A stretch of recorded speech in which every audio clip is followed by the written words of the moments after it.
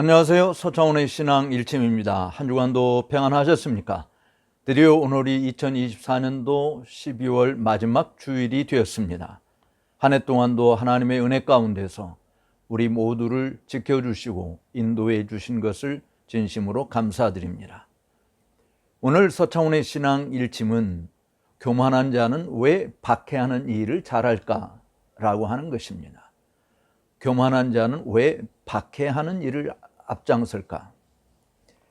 억압적인 이념은 억압자 자신을 포함한 모든 사람에게 해로운 결과를 초래하지만 하나님의 사람들, 특별히 특정한 표적이 되는 사람들은 강렬한 사회적 압력에도 저항하도록 우리를 격려해야 할 독특한 힘의 원천을 가지고 있습니다. 최근 영국 프리미어리그 축구팀은 모두 LGBTQ+라고 하는 이 마크를 착용할 수 있도록 제공했습니다. 그러니까 무지개색 완장인데요. 이 LGBTQ는 레즈비언, 게이, 양성애자, 트랜스젠더, 퀴어 이런 것을 뜻하는 약어이죠. 여기에 플러스라는 말을 집어넣은 것은 인터섹스, 무성애자와 같이 LGBTQ 범주에 속하는 다른 정체성을 나타내는 것입니다. 우리가 동성애에 대한 문제점을 심각하게 교회가 인식하고 전 교단을 초월해서 강력하게 반대하는 운동을 교회가 벌이고 있는 것을 잘 아실 것입니다. 이렇게 서구 사회에서는 이러한 것들을 포용하라고 하는 공개적인 그 소리들이 여러 방향에서 흘러나오고 있고, 거기에 기독교인들은 사실은 상당한 괴로움을 겪고 있는 것이죠. 그런데 이런 완장을 차라고 하는 축구단의 지시에 크리스털 팰리스의 주장인 마크 게히는 완장을 착용하긴 했지만 완장에 자신의 기독교 메시지를 적었습니다. 아이러니하게도 그는 종교적 또는 정치적 메시지를 금지하는 유니폼 규칙 때문에 축구관리기관으로부터 질책을 받았습니다. 이에 대한 반발이 빠르고 격렬했지만 이번에는 사실 그에게 축구단체에서 아무런 조치를 취하지 않았습니다. 왜냐하면 모슬렘 지역의 사람들, 축구 선수들도 역시 이러한 일들을 반대하고 있기 때문에 그런 것이었죠. 따라서 우리는 이런 질문을 던집니다. 왜 불경건한 정치 이념이 순응하도록 그렇게 강렬한 압력을 가하는 분위기를 조성해야 하는가? 가장 평화스럽고 사랑스러운 반발조차도 왜 그렇게 그들은 용납할 수 없을 정도로 모욕적인 것으로 받아들이고 강력하게 반발하는가? 이에 따르기를 거부하면 왜 사방에서 그토록 가혹한 비난이 쏟아지는가 하는 것이죠. 물론 이와 같은 일들은 단순히 동성애에 관계된 부분만이 아니라 사실은 기독교 신앙을 지키는 모든 자들에게 역사 속에서 그것을 거부하는 자들로 인한 핍박이 엄청나게 많아왔던 것을 우리는 잘 압니다. 어떤 의미에서 기독교는 박해 가운데서 그의 은혜의 꽃을 활짝 피워온 것이 분명한 것이죠. 따라서 우리는 이 시대에도 여전히 교만한 자들, 하나님을 대적하는 자들, 하나님을 인정하지 않는 자들, 세상 사람들이 왜 겸손히 하나님을 섬기고 하나님의 말씀을 따라 살려고 하는 자들을 가만 놔두지 않을까요? 사실 이와 같은 일들은 17세기 언약도들에게 있어서도 같은 질문에 접하였고, 그런 질문에 대한 답을 목사님들이 준 것들을 우리가 읽어볼 수 있습니다. 예를 들면 시각장애자로서 설교자로 봉사했던 아키볼드 스켈디라고 하는 사람이 에딘버러에서 목회를 했었는데, 그가 설교에서 한 내용들은 오늘 이 시대에도 매우 유용한 도움을 주고 있는 교훈이라고 생각해서 오늘 서창훈의 신앙 일침은 우리 사회가 처해 있는 여러 부정, 부패 또는 모순, 불공정, 불의, 거짓, 참 이런 문제들로 인해서 우울한 시간을 보낼 수밖에 없는 우리 모든 그리스도인들에게 주는 교훈이 매우 크다라고 생각합니다. 교만한 자들, 그것은 꼭 단순히 종교에 있는 사람들 가운데서 또는 종교를 반대하는 사람들 가운데서 보여지는 부분이 아니라 우리 사회 전체에 존재하는 교만한 자들이 있고 겸손한 자들이 있는 것이죠. 그것을 저는 우리 기독교와 관련해서 참으로 하나님을 인정하지 않는 교만한 자들과 하나님을 인정하고 그 하나님의 뜻에 살려고 하는 겸손한 자들을 보면서 왜 교만한 자들은 어떻게 박해로 이렇게 규결시키는가라고 하는 문제를 생각하지 않을 수 없는 것이죠. 첫째는 교만은 하나님과 같은 그런 삶을 살고자 하나님을 닮아오자 하는 삶을 살고자 하는 겸손과는 정반대의 모습이기 때문입니다. 겸손한 하나님의 백성들은 다른 모든 성도들과 비교했을 때 사실은 하나님을 가장 많이 닮고자 노력하는 자들이라고 볼 수 있습니다. 겸손한 그리스도인들은 효과적으로 부름을 받아서 거룩함과 의로움으로 하나님의 형상으로 새롭게 되며 그리스도의 장성한 분량에 이르기까지 자라고자 애쓰는 자들입니다.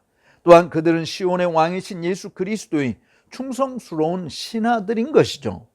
그분 안에서 그들은 기쁨을 누리고자 애를 씁니다. 정말 하나님의 기뻐하시는 자들 가운데 하나님의 평강이 있다고 선언하신 목자들의 천사들의 음성을 우리들이 생각할 수 있는 것처럼 말이죠. 그러므로 교만한 자들이 핍박자가 되는 첫 번째 이유는 다른 모든 사람보다 교만한 자들이 사단과 가장 비슷하고 그의 왕국에서 우두머리가 되기 때문입니다. 사탄이 첫 번째 교만한 피조물이고 피조물에서 발견되는 모든 교만의 창시자이기 때문에 누구든 교만할수록 교만의 창시자인 사단과 더 닮아져 간다라고 하는 것이죠. 교만한 자들은 마찬가지로 사단의 가장 충성스러운 신하들이기도 합니다. 그는 교만한 자녀들의 왕인 것이죠. 그들은 그의 뜻대로 사로잡혀 그에게 가장 합당한 봉사를 하는 자들입니다. 그들은 교만하고 야심찬 계획을 꾸며서 실행하는 데 있어서 사단을 매우 크게 기쁘게 해드리는 자들이죠. 그 계획으로 하나님은 모욕을 당하는 것이고 하나님의 백성은 그들로 인해서 괴로움을 당하고 사단의 왕국은 점점 더 그 영역을 넓혀가고 있는 것이죠. 그러므로 사단 자신이 하나님의 성도 중 한 사람을 다른 1000명보다 유혹하는 것을 더 좋아하듯이 사단의 노예인 교만한 자들은 하나님의 백성들을 괴롭히는 것을 즐겨하는 것입니다. 교만함으로 악한 자들은 가난한 자들을 핍박하는 것이죠. 즉 조롱하고 비웃으며 가혹하게 비판하고 꾸짖으며 틈이나 어떤 기회가 있을 때마다 그들의 재산과 몸에 해를 끼치고자 온갖 계략들을 꾸미고 실천하는 것이죠. 교만한 자들은 사단을 닮아가기 때문에 사단이 하나님을 싫어하고 하나님을 따르는 자들을 미워하듯이 그들도 겸손히 하나님의 말씀을 따르는 자들을 핍박하게 되어지는 것입니다. 또 교만은 경건한 자의 선함을 전혀 참을 수 없는 존재들입니다. 교만한 자는 하나님의 백성들에게서 자신에게 없는 어떤 가치와 우수성을 보기 때문에 박해자가 되는 것이에요. 그들에게서 하나님께서 그들에게 부여하신 뛰어난 은혜나 은사를 보고 이것은 그들의 시기의 대상이 될 뿐만 아니라 그들의 교만에 자극을 가하게 되는 것입니다. 그들은 다른 사람들이 자신들이 원하고 얻을 수 없는 선을 가지고 있는 것 좋은 것들을 가지고 있는 것을 참을 수 없는 것이에요. 그래서 그는 파괴시키고 혼란하게 만들고 무질서하게 만들고 공포에 사로잡히게 만드는 것입니다. 그들은 좋은 은사를 받은 사람들이 멸망하고 그들의 은사가 없어지는 것을 다른 사람에게서 보는 것보다 더 좋아하는 것이죠. 그래서 그리스도의 강력한 말씀과 능력 있는 일들은 유대인들의 교만한 통치자들에게서 박해를 받을 수밖에 없었던 것이고, 그것은 그의 명성이 그들의 멸망을 가져올 경우를 대비해서 그렇게 한 것이죠. 우리가 잘 아는 요한복음 11장 48절을 보면 예수님을 이대로 놔뒀다 하는 모든 사람이 저를 믿을 것이고 로마인들이 와서 우리 땅과 우리 민족을 빼앗아 가게 될 거야. 그렇기 때문에 이 예수를 빨리 없애야 돼. 이런 못된 생각들을 하고 실천에 옮기고자 했던 것이죠. 이렇게 교만은 순응하지 않는 자에게 적이 될 수밖에 없습니다. 교만은 순응하지 않는 자에게 적이 되는 것입니다.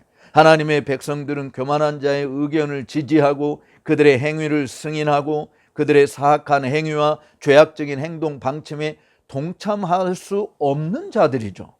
교만한 자는 자신의 지식, 지혜, 이해력을 너무 많이 생각하여 자신이 옳다고 생각하거나 자신이 틀렸다는 것을 알면서도 올바른 것으로 돌아가기를 거부합니다. 우리 주변에서 그러한 일들을 쉽게 목격하지 않습니까? 분명히 잘못된 길로 갔다고, 너무 멀리 왔다고 하는 거 알면서도 돌아오기를 힘겨워하는 것. 이것이 거짓되고 참이 아닌 것을 알면서도 거짓된 것에 부응하고 부역하는 일들을 우리들은 얼마든지 목격할 수 있는 것이죠. 왜냐하면 그들은 죄악적인 길에 너무 집착하여 그 길에서 기쁨과 이익을 얻을 것으로 기대하고 합법적이고 공평하다고 생각하거나 불법적이라는 것을 알면서도 도리어 그것을 방어하고 마치 그것이 공평과 이성에 가장 적합한 것처럼 완강하게 고수하고 있는 것입니다.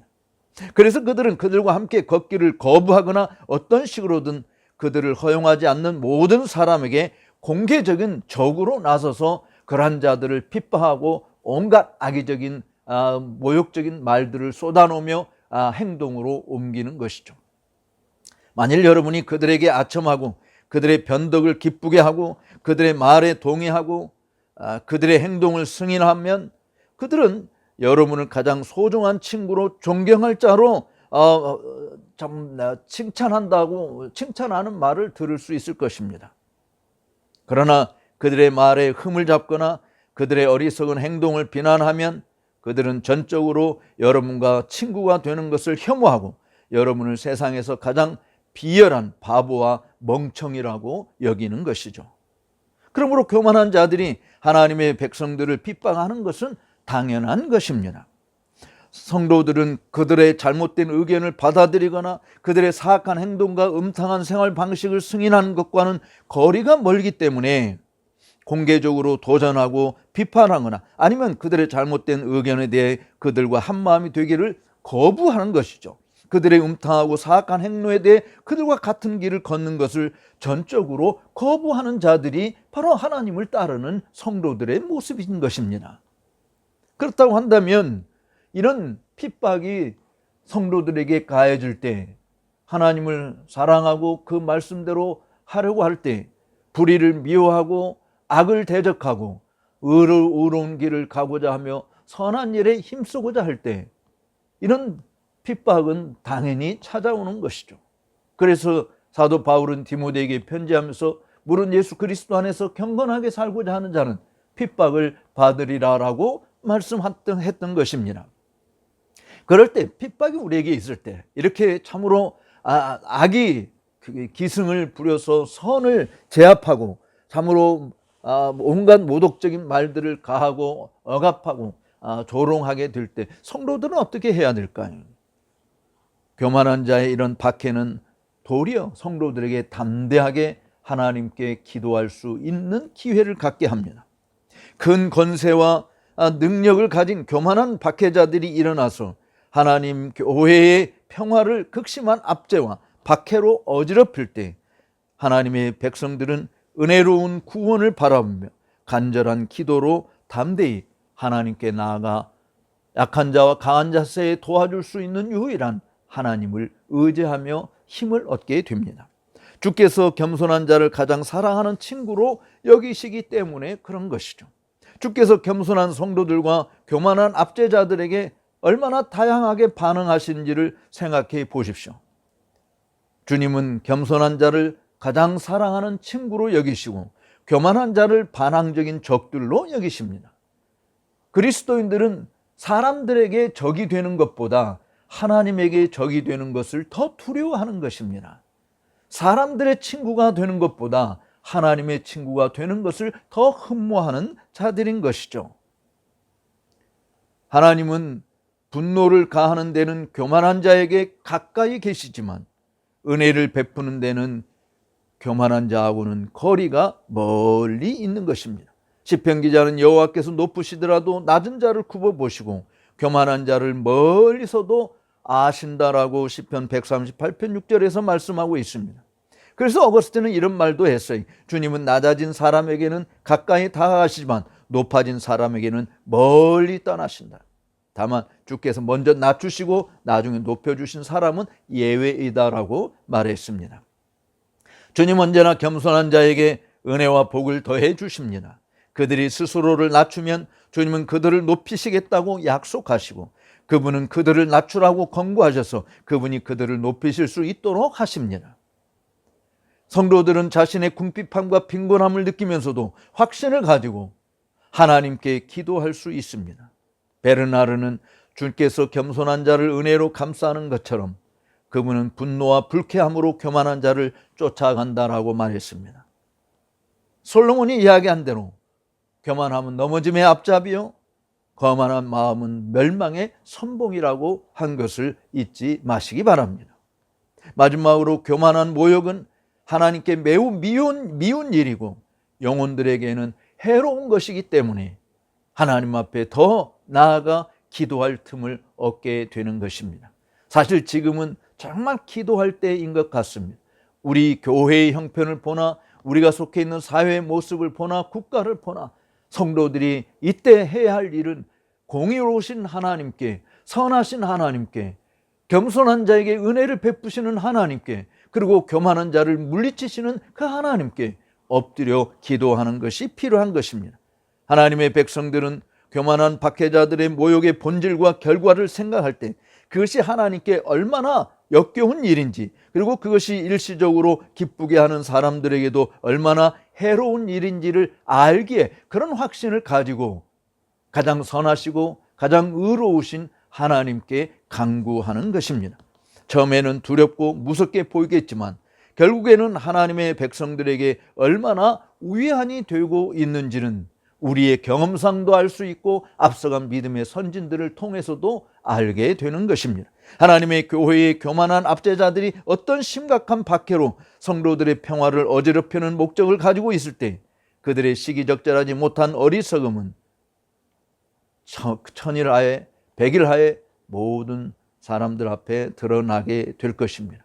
그들은 마치 그들의 힘이 너무 강해서 누구도 막을 수 없고 지혜가 너무 깊어서 결코 실망할 수 없고 목적이 너무 확실해서 뒤집힐 수 없는 것처럼 행동하지만 하나님의 성도들을 상대로 그들의 악의가 고안해낼 수 있는 모든 것을 하겠다고 위협하는 그런 온갖 조치들이 있음에도 불구하고 그들이 모독하고 비난하고 위협하기 시작하면 하나님의 백성들은 도리어 기도에 전념하고 주님 그들의 위협함을 보시옵소서라고 외치는 것입니다. 이 기도는 하나님께 너무나도 확실하게 다가가서 반드시 죄와 사망의 권세를 이기시고 승리하신 주님께서 순식간에 변화와 변혁을 일으켜 주실 줄로 믿습니다.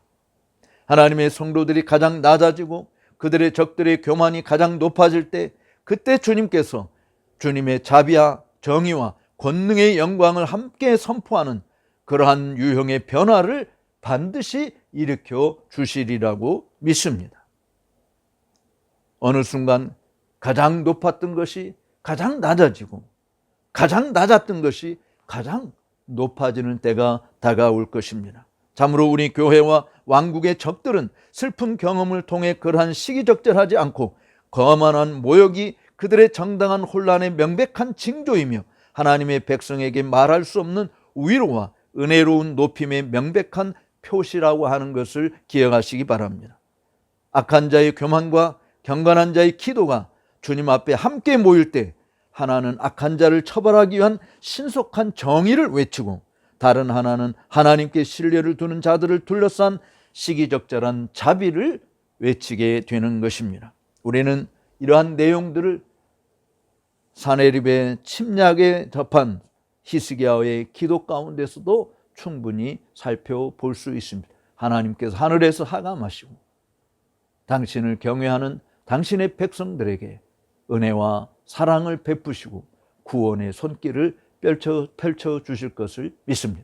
오늘 서창훈의 신앙 일침을 시청해 준 여러분, 오늘 한 해 동안도 우리는 이런 하나님 앞에 기도하며 하나님의 은혜를 힘입어 여기까지 도달하였습니다. 다가오는 새해도 동일하게 하나님께 붙어서 떠나지 아니하므로 하나님이 이끄시고 하나님이 지키시고 하나님이 보호하시고 하나님이 함께 하심을 더욱더 크게 맛보는 그러한 나날들이 되시기를 주님의 이름으로 축복합니다. 오늘 서창훈의 신앙 일침을 시청해 주신 여러분들께 감사를 드립니다. 나가시기 전에 좋아요, 구독하지 않으신 분들은 구독 버튼을 눌러주시면 감사하겠습니다.